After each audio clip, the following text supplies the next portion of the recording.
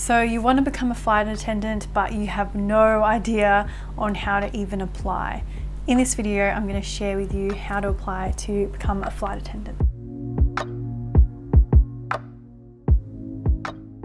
Hi, my name is Bree. I'm a flight attendant here in Australia, and I vlog about the flight attendant life as well as doing videos about fashion and beauty. This video is number 1 of a 5-part series. What I'm going to be sharing about today is the application process. This is probably one of the most important parts of the whole process of becoming a flight attendant. The second video is going to be about the phone interview. The third video is going to be about the assessment day. The fourth video is going to be about the one-on-one interview. And the fifth video is going to be about all the other things that you have to do to become a flight attendant, like do swimming tests and comprehension tests and things like that. So this is going to be a jam-packed series. I really hope that you enjoy it, and I really hope that you get value from it. When I was applying to become a flight attendant, these types of videos really helped me. So I really hope that I can help some people who are applying to become a flight attendant. I obviously will be doing videos on those 5 different topics. So if you do have any questions about the phone interview or the assessment day or anything like that, pop them in the comments and I'll answer those questions in the videos that I make. This video is going to be quite informative, but if you want to see vlogs and things like that, I do have vlogs on my YouTube channel, and I also will be vlogging this trip. So make sure that you look out for that and make sure that you subscribe so that you can see those videos. So without further ado, let's get into the first video, which is applying for the job. So there are some requirements to becoming a flight attendant, and I'm going to be talking specifically about the market here in Australia, but I'm sure that there's a lot of things that can apply internationally as well. The first requirement is you have to be 18 years or older. You can be 18 years to 108 years old, really. There's no age cap at becoming a flight attendant. I do know that back in the day there were age gaps with flight attendants, and also if you got married or you had a baby, then you couldn't be a flight attendant anymore. So luckily that isn't the case anymore. I've personally flown with like a 70-year-old, so there's so many older people that are flight attendants, and personally they're probably the best people because they have so much life experience. Another requirement is if you're wanting to become a flight attendant here in Australia, you have to be an Australian citizen or an Australian permanent resident, or you can also be a New Zealand resident as well.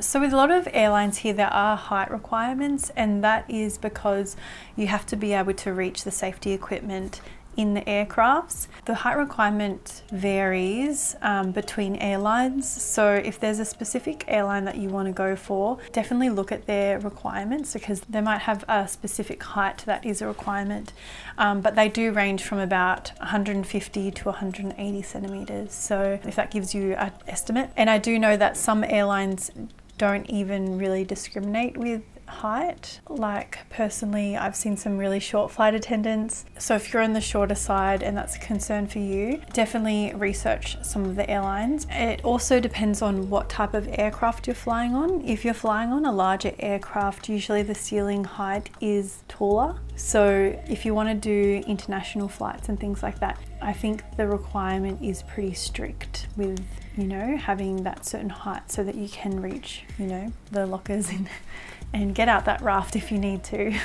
Another requirement is that you have to be fluent in English, both spoken and written. If you know another language, that's a major plus, and it'll probably benefit you even more. So definitely write that on the application. You have to be physically fit. So to be honest, being a flight attendant is quite a active job. You're on your feet all day. I'm relatively fit, but this job still is very physical for me, especially when you're in a pressurized environment all day and you don't get much sun and you're getting a lot of recycled air and things like that. It does affect you physically, so you do need to have a standard of health. I will get into this in the 5th video, but you do have to do a swimming test as part of the application. Lol, I think there's a man in the hotel next to me watching me.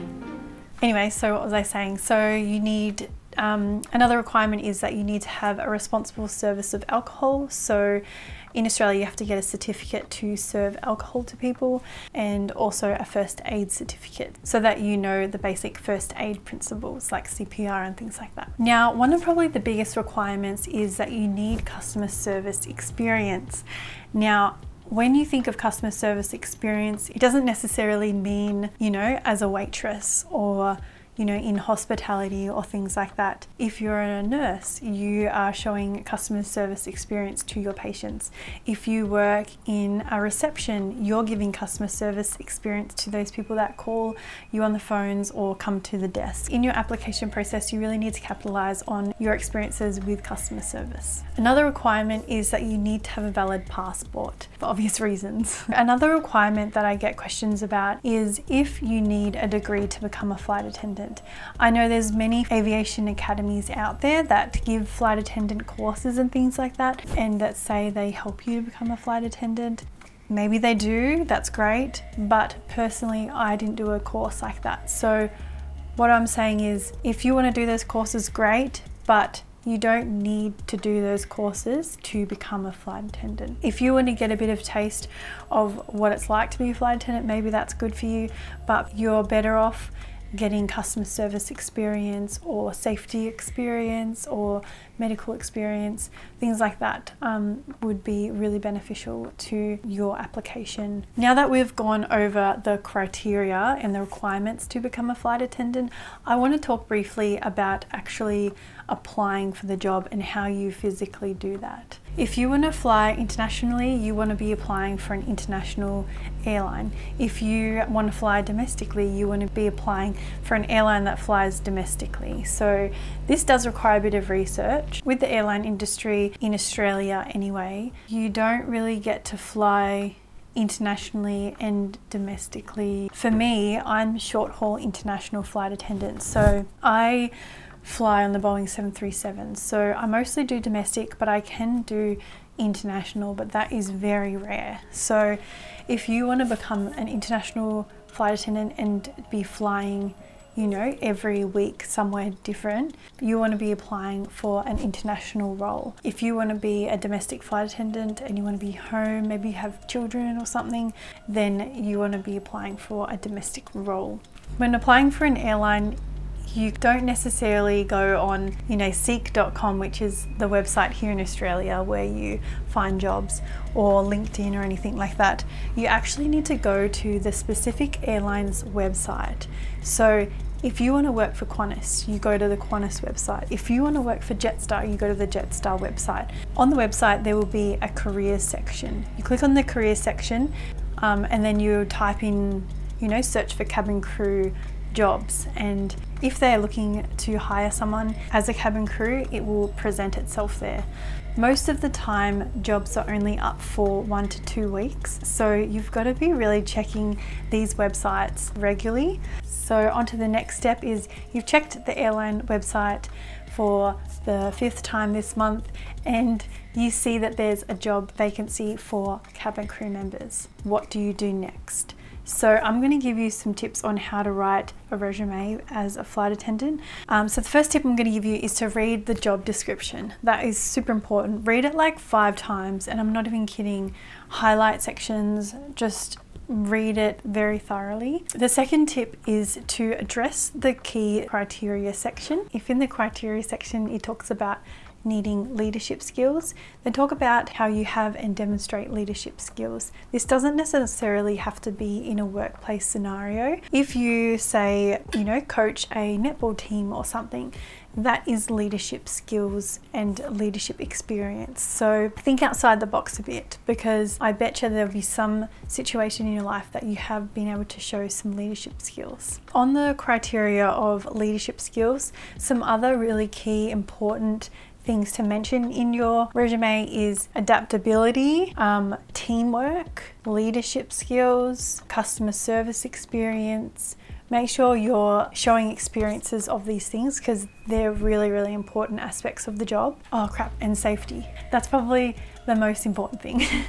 Safety is number 1, so don't forget that. Another resume tip is to spell check your work. I have a friend who's in HR and she said that whenever she gets a resume that has a spelling mistake, they just chuck it in the bin straight away. So yeah, you make sure you spell check. That not only shows that you're fluent in English written, but it also shows that you have an attention to detail.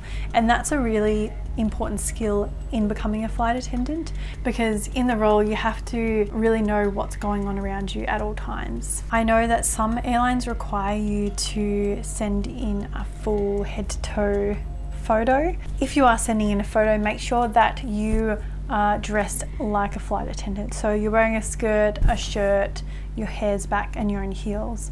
Another tip is to bring your personality to the cover letter.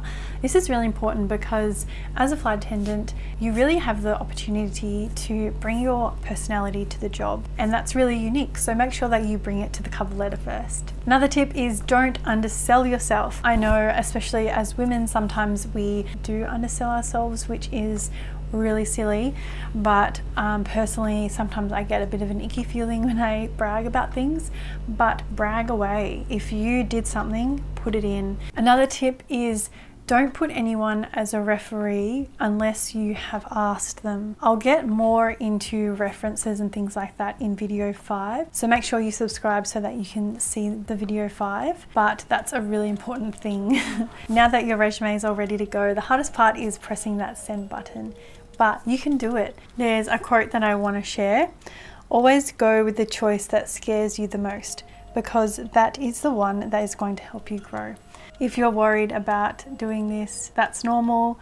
I definitely felt like that. I put off even applying for like 2 years because I was scared about it. So just do it, you would not regret it. It got to the point where I wanted to become a flight attendant so bad that I printed out a picture of a flight attendant and I put it on a vision board. And I also watched like every video on YouTube possible to prepare myself and really understand the role of being a flight attendant. So definitely do those things. I would definitely recommend it. But yeah, pushing send is the hardest part, so just do it. You won't regret it. I promise that this is the best decision of your life. Being a flight attendant is an amazing job, an amazing career, an amazing lifestyle.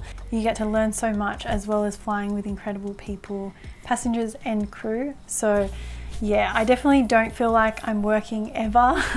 Like I'm currently in Sydney, like what the heck, and tomorrow in Brisbane. If you want to learn more about that, I have some vlogs and I'll be vlogging this trip. If you have any questions about the application process, pop them below. I'm very responsive in the comments and I answer every comment. So I'm very excited about doing the next 4 videos. So I really hope, that was my phone. So I really hope that this video helped you and inspired you to make that step to become a flight attendant. Thank you for watching this video and I'll see you next time.